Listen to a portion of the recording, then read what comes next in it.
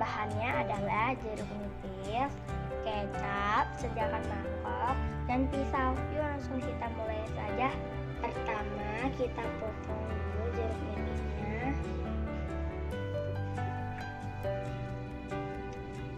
Terus diperas ya.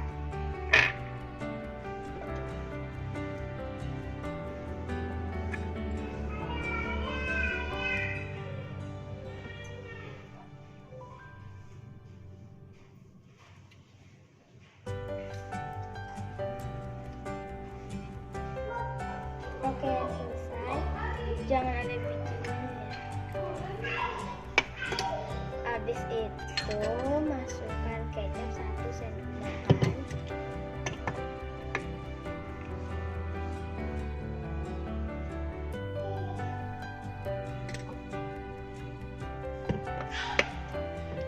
Lalu masukkan dan diaduk